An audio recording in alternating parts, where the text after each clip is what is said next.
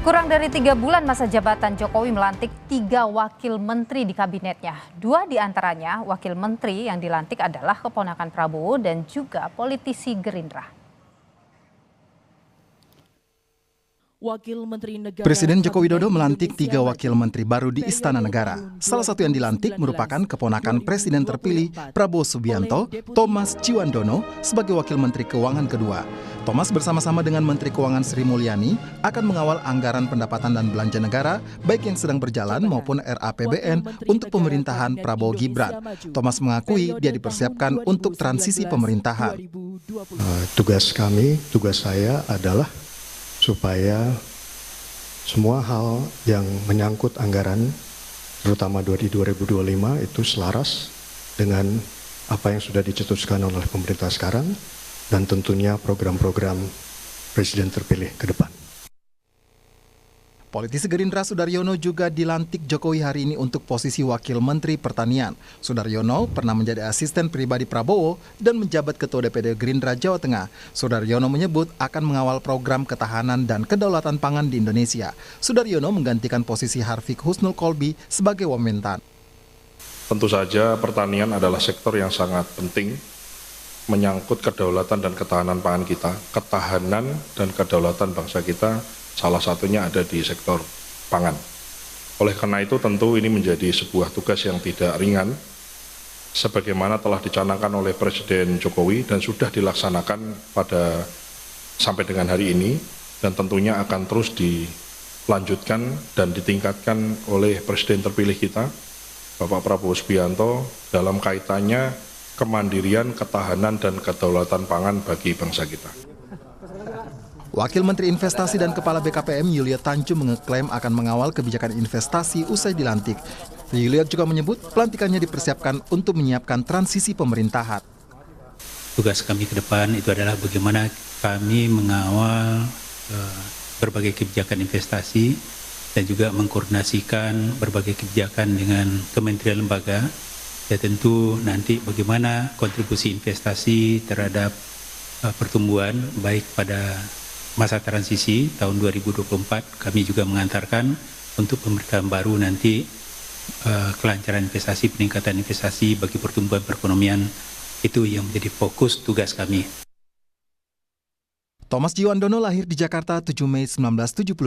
Thomas mengenyam pendidikan Master International Relations and International Economics di Johns Hopkins University School, Washington, Amerika Serikat, termasuk studi sejarah di Haverford College, Pennsylvania, Amerika Serikat. Dalam karirnya, Thomas juga menjabat Bendahara Umum Partai Gerindra, Tim Gugus Tugas Sinkronisasi Prabowo Gibran, Deputi CEO Arsari Group tahun 2006, dan wartawan Indonesia Business Weekly tahun 1994. Sudaryono yang dilantik sebagai Wakil Menteri Pertanian lahir di Grobogan 23 Januari 1985. Lulus dari IPB Doctor of Philosophy, Finance and General 2020-2023 dan Swiss German University Master of Business Administration 2015-2018. Dalam karirnya, Sudaryono merupakan CEO Garuda TV sejak 2018, Ketua Umum Asosiasi Pedagang Pasar Seluruh Indonesia sejak 2021, Ketua Dewan Pembina DPP Pedagang Pejuang Indonesia Raya atau PAPERA sejak 2021 hingga 2025. Dia juga merupakan Ketua DPD Gerindra Jawa Tengah, Wakil Sekjen Partai Gerindra 2020 hingga 2025. Sementara Yulia Tanjung merupakan ASN di Kementerian Investasi dan Badan Koordinasi Penanaman Modal atau BKPM sebagai PLT Deputi Bidang Pengendalian Pelaksanaan Penanaman Modal BKPM. Pengamat politik Universitas Al-Azhar Ujang Komarudin menilai masuknya tim sinkronisasi ke pemerintahan untuk memuluskan transisi pemerintahan Jokowi Ma'ruf ke Prabowo Gibran. Kompromi antara kekuatan Pak Prabowo sebagai presiden terpilih dengan Pak Jokowi sebagai presiden yang akan berakhir masa jabatannya.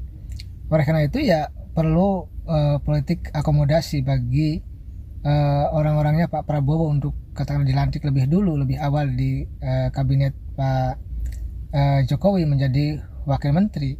Jadi ya apa bargainingnya, komprominya, ya tentu ya pemerintahan nanti berjalan dengan mulus, berjalan dengan baik, berjalan dengan aman, sehingga nanti pun ketika Pak Jokowi misalkan punya keinginan, punya titipan gitu kepada pemerintahan Prabowo yang baru, ya bisa saja diakomodir oleh Pak Prabowo.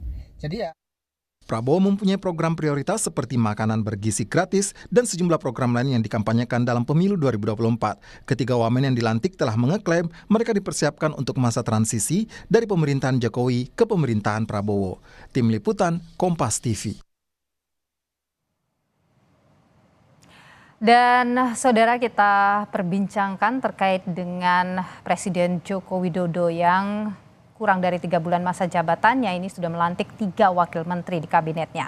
Benarkah kemudian ketiga wamen ini dipersiapkan untuk mempersiapkan transisi ke pemerintahan terpilih berikutnya? Kita bahas malam hari ini saudara bersama dengan Esther Sri Astuti, peneliti Institute for Development of Economics and Finance atau INDEF, dan juga nantinya akan bergabung bersama kita Ali Mohtar Ngabalin, tenaga ahli utama KSP. Saya ingin ke Mbak Esther dulu. Selamat malam Mbak Esther. Malam, Mbak Livi.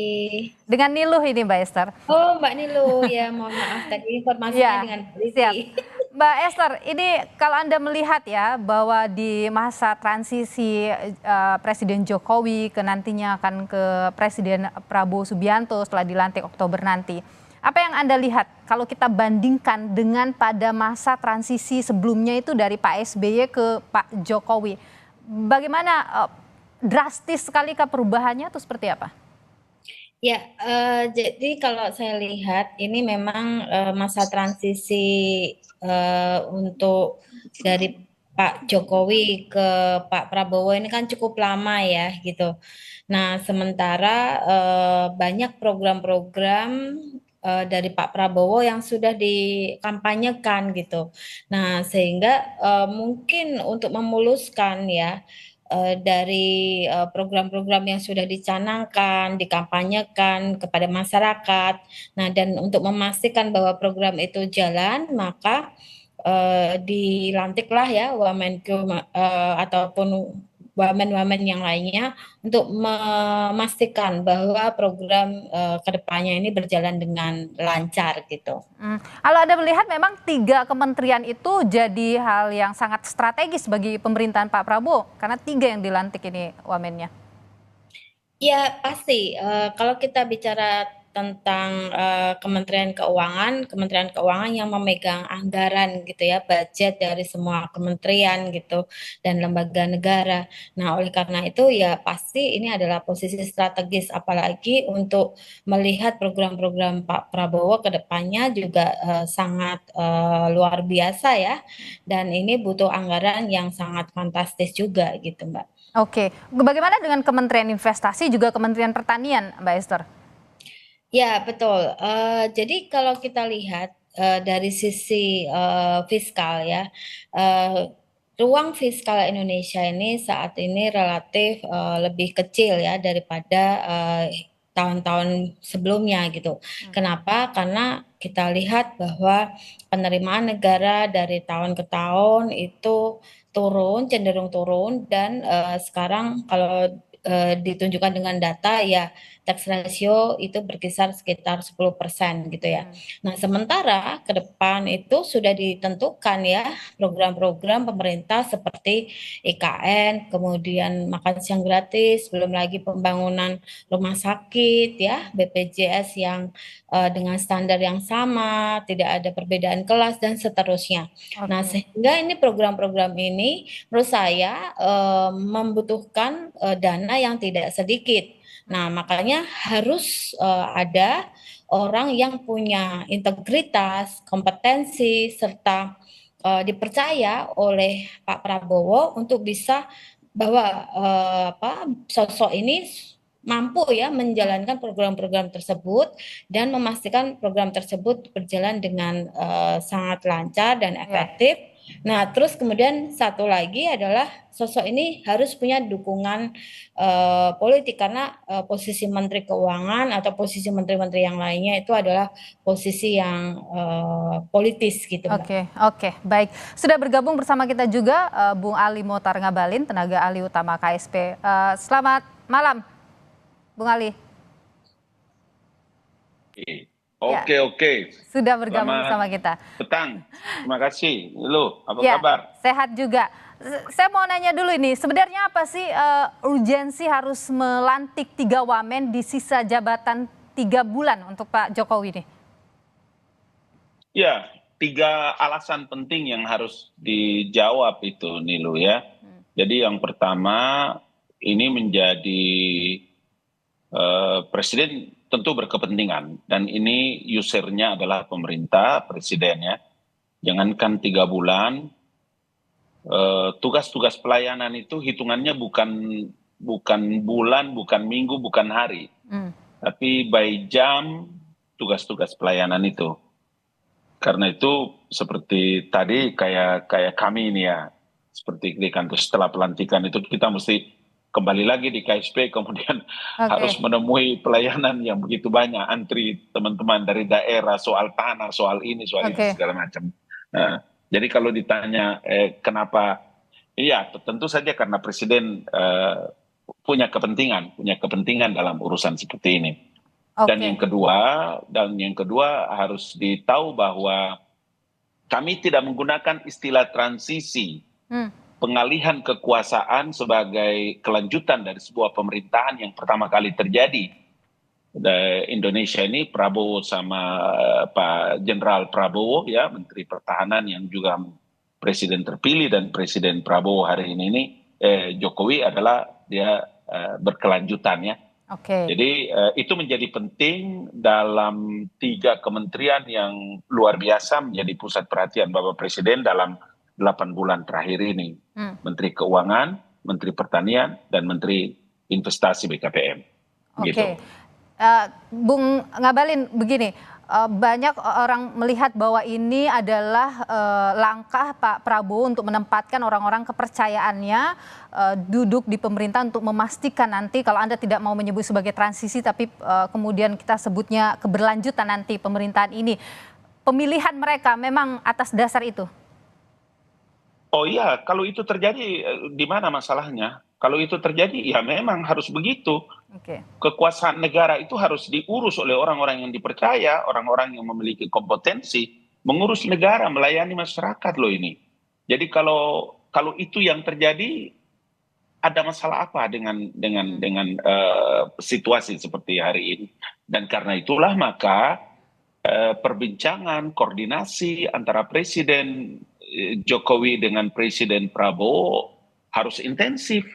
Dan mau dan tidak mau, sustainable program, berbagai kebijakan-kebijakan dalam memberikan pelayanan kepada masyarakat itu memang harus terjadi seperti itu. Negara demokrasi dengan sistem presidensil begitu, Nilu. Baik. Jadi ini memang untuk ini ya, masa transisi kekuasaan ya dari Pak Jokowi kepada Pak Prabowo. Pemerintahan ya. Ya, transisi pemerintahan tadi. Saya ke Mbak Esther dulu. Mbak Esther, kalau kita lihat ya, ini misalnya dari apa yang terjadi ya secara ekonomi. Kita lihat ada warisan utang dari periode Pak Jokowi ke pemerintahan Pak Prabowo. Nah, kalau kita lihat ya, anggarannya ini dibandingkan penerimaan negara pada 2025 itu mencapai 43,4% begitu. Anda sendiri melihat itu bagaimana warisan secara ekonomi dari Pak Jokowi kemudian nanti ke Pak Prabowo? Ya, ya benar seperti itu Mbak Nilu. Kebetulan kami juga di Indef sudah memberikan ya satu analisis bahwa sebenarnya presiden baru tapi persoalan lama gitu. Artinya persoalan-persoalan yang lama sudah terjadi itu masih belum terselesaikan dengan baik ya. Nah, yang kedua dari data ya, tren data itu menunjukkan bahwa utang itu makin lama makin tinggi gitu. Nah, sehingga ini perlu satu satu manajemen utang ya yang baik gitu ya. Jadi jangan sampai nanti utangnya makin tinggi ya, tetapi tidak untuk kegiatan produktif, karena selama ini kita sudah gali lubang tutup lubang gitu Mbak. Nah, jadi ini kalau Anda melihat bagaimana beratnya ini di sisi ekonomi kemudian bagi pemerintahan Pak Prabowo nanti?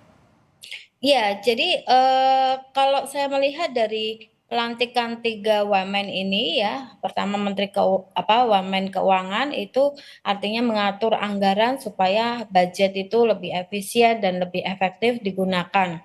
Nah, yang kedua, Wamen Investasi artinya eh, bahwa yang namanya investasi itu harus ditingkatkan gitu.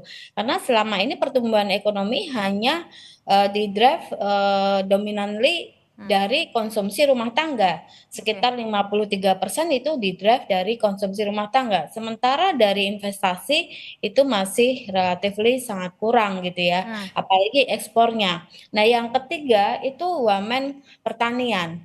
Kalau kita lihat data impor pangan ini dari tahun ke tahun itu masih relatifly meningkat gitu ya. Oke. Nah, artinya pengendalian pangan ya terus mendorong investasi masuk ke Indonesia dan mengendalikan atau memanage dari budget ini harus dilakukan.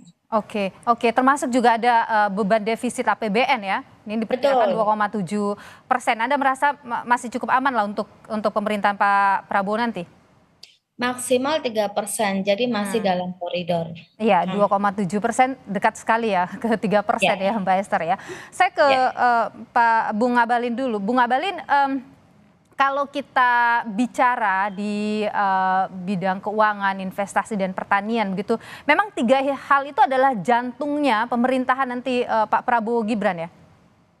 Iya, karena itu makanya tadi dari awal saya bilang bahwa seperti Mas Tommy ya, itu kan punya latar belakang dia expert dalam bidang keuangan, dalam bidang ekonomi, dan kalau ini menjadi penting, kita ingat benar pada waktu sinkronisasi kemarin itu salah satu kementerian yang pertama kali didatangi itu adalah Menteri Keuangan, dan itu tadi seperti dijelaskan oleh Mbak Esther tadi, menjadi penting karena global economic dan strategi keuangan kita untuk pemerintahan baru di bawah kepemimpinan Jenderal Prabowo dan Mas Gibran ini adalah bagian yang tidak terpisah, tidak terputus. Tapi dia apa yang kita sebut dengan sustainable program. Jadi dia berkelanjutan. Di mana-mana menjadi masalah yang harus dihadapi, tentu harus orang-orang yang memiliki expert yang luar biasa, karena perjalanan cepat dan panjang dari 10 tahun Presiden Jokowi ini harus betul-betul diantisipasi bagi pemerintahan baru. Begitu, Nilo. Oke, di bidang pertanian food estate itu juga kan ramai diperbincangan. Apa sih yang kemudian ini kan dari pemerintahan Pak Jokowi ke Pak Prabowo? Ya, kalau begini ya, kalau terkait dengan masalah Wakil Menteri Pertanian, Mas Sudaryono, saya tahu betul beliau ini saya tahu betul karena waktu beberapa tahun yang lalu itu kami sama-sama, saya masih juru bicara Prabowo Hatta pada waktu itu, dan yang kedua, Mas Sudaryono ini adalah orang yang punya latar belakang pertanian, dan pada waktu Bapak Prabowo itu menjadi Ketua Umum HKTI, mereka ini menjadi pengurus-pengurus inti. Karena itu jangan lupa bahwa masalah yang memang harus ditangani dengan baik itu bagaimana menyiapkan kantong-kantong pertanian terbaik bagi pemerintahan baru, karena bicara tentang perut rakyat Indonesia. Itu sebabnya ketika kemarin saya juga berkomunikasi dengan Pak Amran, memang harus di backup, dan saya yakin benar dalam urusan angkat-mengangkat seperti para menteri, wakil menteri seperti ini, saya tahu betul alasan-alasan apa yang menjadi pertimbangan Bapak Presiden Joko Widodo. Di samping memang lagi-lagi saya harus katakan bahwa ini adalah dalam rangka sinkronisasi persiapan pemerintahan baru di kantong-kantong kementerian lembaga yang memang dipandang sangat penting. Oke, baik. Mbak Esther, kalau Anda melihat misalnya dari pembangunan IKN terakhir ini, singkat saja Mbak Esther, bagaimana Anda melihat peluangnya ini bisa terus berlanjut di pemerintahan Pak Prabowo? Ya, kalau bangun IKN kan sama dengan budgetnya dengan makan siang gratis ya, in total ya. Nah, Menurut saya akan lebih ringan nanti buat pemerintah dan buat APBN kalau kita bisa mengundang investor dari luar maupun dari dalam. Ya, Artinya ya. tidak hanya dibebankan pada APBN. Kasihan sekali nanti Ya. APBN kalau Oke. terlalu berat Sementara gitu sekarang ya. kita lihat investor juga belum banyak ini, bahkan investor luar belum. Nilu, Iya. saya jelaskan itu sebentar Oke, nanti ya. singkat Oke. saja Bung Ngabalin. Oke, jadi begini. Jangan dilupa bahwa semua bangunan-bangunan inti, dasar pembangunannya, lingkungan, bangunan-bangunan inti itu dalam tahap pertama ini mencapai 100%. Saya setuju dengan Mbak Esther tadi bahwa bangunan-bangunan inti dan dasar itu adalah bangunan strategi yang harus dijaga tingkat kemampuan security-nya.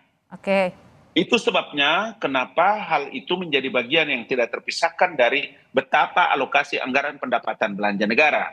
Oke. Setelah pemilu, kemudian situasinya aman dan segala macam, tahap pertama selesai. Kemarin ingat Bapak Presiden menyebutkan dari seluruh bangunan yang akan dibangun, jangan pernah kita berpikir 3-4 tahun, tapi dia adalah pembangunan yang berkepanjangan, ya, berkelanjutan. Karena itulah maka setelah semua selesai pada tahap kedua ini, para investor dia sedang berantri untuk ikut datang. Karena apa? Karena Perpres baru telah diterbitkan oleh Bapak Presiden, kemudian jaminan-jaminan terhadap investor untuk bisa menginvestasikan semua harta mereka di IKN ini adalah jaminan bagi pemerintah. Oke. Dan jangan lupa yang terakhir, Oke. IKN ini adalah proyek negara, Oke. bukan proyek siapa-siapa. Oke. Jadi tidak perlu ada kekhawatiran di sana. Bung Ngabalin, kemarin Pak Jokowi ke Dubai gimana hasilnya itu? Kita tunggu nanti malam waktu Indonesia kita sudah bisa dapat jawabannya. Saya pastikan kepada Nilu saya akan bagi lebih awal ke Kompas TV. Oke, terima kasih Bung Ngabalin. Mbak Esther, Anda optimis ya dengan pemerintahan Pak Prabowo Gibran? Ya, saya melihat Pasti. harus Ya, optimis Esther. ya.